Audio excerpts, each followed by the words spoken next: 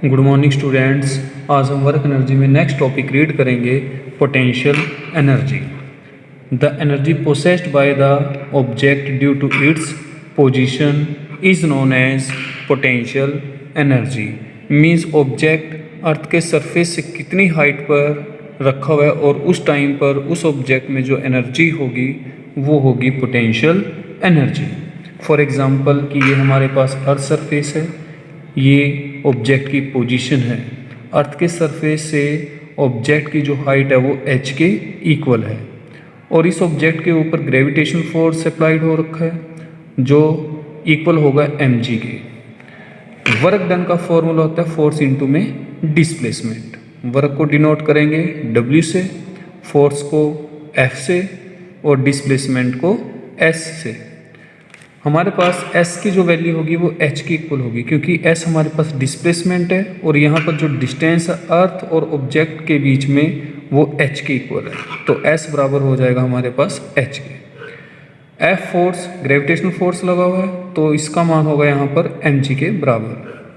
तो यहाँ पर वर्क डन का जो फॉर्मूला है फोर्स इनटू में डिस्प्लेसमेंट वैल्यू पुट कर देंगे। F की वैल्यू होगी mg और s की वैल्यू होगी यहाँ पर h। तो वर्क डन की जो वैल्यू आ जाएगी हमारे पास वो होगी mg h। वर्क इक्वल होता है एनर्जी की और एनर्जी है हमारे पास यहाँ पर पोटेंशियल, तो पोटेंशियल एनर्जी इक्वल हो जाएगी mg h के। तो ये हमारे पास फॉर्मूला आ जाएगा mg h का। इसके बाद नेक्स्ट टॉपिक है हमारे पास law of conservation of mechanical energy.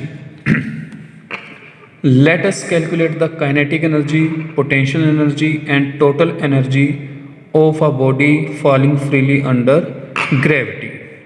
जब हम किसी ऑब्जेक्ट को फ्रीली ड्रॉप करते हैं तो हमें फाइंड आउट करना है काइनेटिक एनर्जी, उस टाइम पर ऑब्जेक्ट की काइनेटिक एनर्जी, पोटेंशियल एनर्जी और फिर टोटल एनर्जी। मीन्स दोनों एनर्जी को हम क्या करेंगे, ऐड कर देंगे, काइनेटिक प्लस में पोटेंशियल एनर्जी, और वो होगी टोटल एनर्जी के equal. Let m be the mass of the body held at a height h above the ground as shown in figure। Means हमारे पास यहाँ पर ऑब्जेक्ट ए पोजीशन पर रखा हुआ है जिसका मास है m के इक्वल। ग्राउंड सरफेस से और ऑब्जेक्ट के बीच में जो डिस्टेंस है, जो हाइट है वो h के इक्वल है।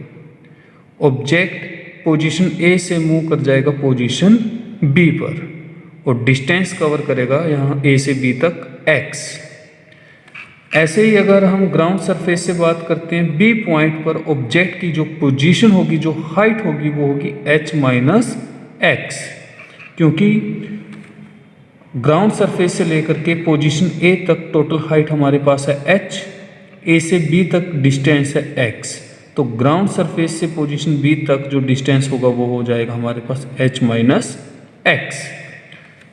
तो एट पॉइंट ए की बात करते हैं, kinetic energy of the body जो इक्वल होगी 0 के, क्योंकि हमारे पास काइनेटिक एनर्जी का फॉर्मूला है हाफ mv स्क्वायर। और वेलोसिटी अगर हम बात करते हैं पोजीशन ए पर ऑब्जेक्ट रेस्ट पोजीशन पर है तो वेलोसिटी की वैल्यू क्या हो जाएगी, 0। जब वेलोसिटी 0 है तो काइनेटिक एनर्जी क्या हो जाएगी, 0। Potential energy of the body जो इक्वल होगी mg h के, क्योंकि ग्राउंड सरफेस से पोजीशन ए पर जो हाइट है वो h के इक्वल है, तो पोटेंशियल एनर्जी होगी mg h। और टोटल एनर्जी होगी बॉडी की kinetic energy plus potential energy, दोनों एनर्जी को हम ऐड कर देंगे तो टोटल एनर्जी आ जाएगी हमारे पास mg h। अब हम बात करेंगे next point eight point B. Equation of motion से हमारे पास रिलेशन है v square minus u square is equal to 2as। a हमारे पास एक्सीलेशन है जो ग्रेविटी के कारण है, तो a की वैल्यू होगी यहाँ पर g के इक्वल। s डिस्टेंस जब ऑब्जेक्ट पोजीशन b पर आ जाएगा a से b तक, वो डिस्टेंस होगा हमारे पास x। और इनिशियल वेलोसिटी ऑब्जेक्ट शुरू में पोजीशन a पर रेस्ट में है तो u की वैल्यू होगी हमारे पास 0। तो इस फॉर्मूला से v स्क्वायर की वैल्यू आ जाएगी हमारे पास 2gx। काइनेटिक एनर्जी का फॉर्मूला होता है हमारे पास हाफ mv स्क्वायर। तो 1/2m इंटू में वी स्केयर की वैल्यू आ जाएगी हमारे पास 2gx, 2 से 2 कैंसिल और हमारे पास वैल्यू आ जाएगी काइनेटिक एनर्जी की mgx।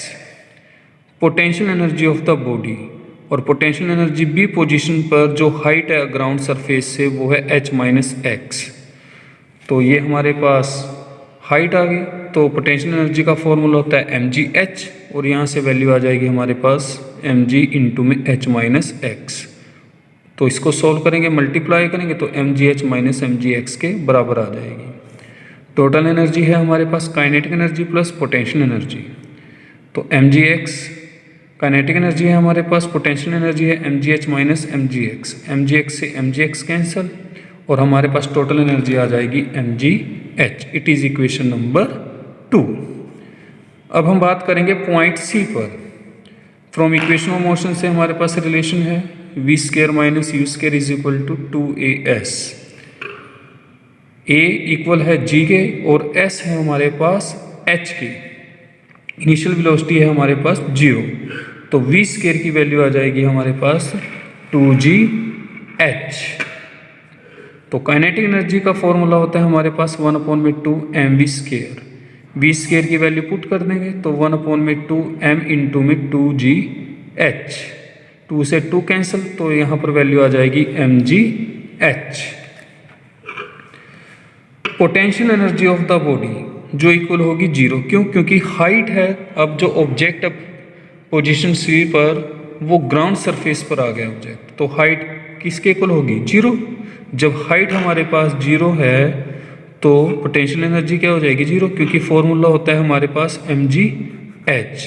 h की वैल्यू 0 पुट करेंगे तो पोटेंशियल एनर्जी आ जाएगी हमारे पास 0। टोटल एनर्जी का फॉर्मूला है kinetic energy plus potential energy. Kinetic energy है हमारे पास mgh, पोटेंशियल एनर्जी 0, तो टोटल एनर्जी आ जाएगी हमारे पास mgh। तो इक्वेशन 1, 2 और 3 हमारे पास वैल्यू क्या है? सेम है, mgh के इक्वल। तो from equation 1, 2 and 3 show the total energy of the body during free fall remains constant at all position. Means तीनों इक्वेशन से हमें क्या पता लगता है? जब भी हम किसी ऑब्जेक्ट को फ्री फॉल करते हैं तो ऑल पोजीशंस पर जो वैल्यू होगी टोटल एनर्जी की वो कांस्टेंट रहेगी। Thank you.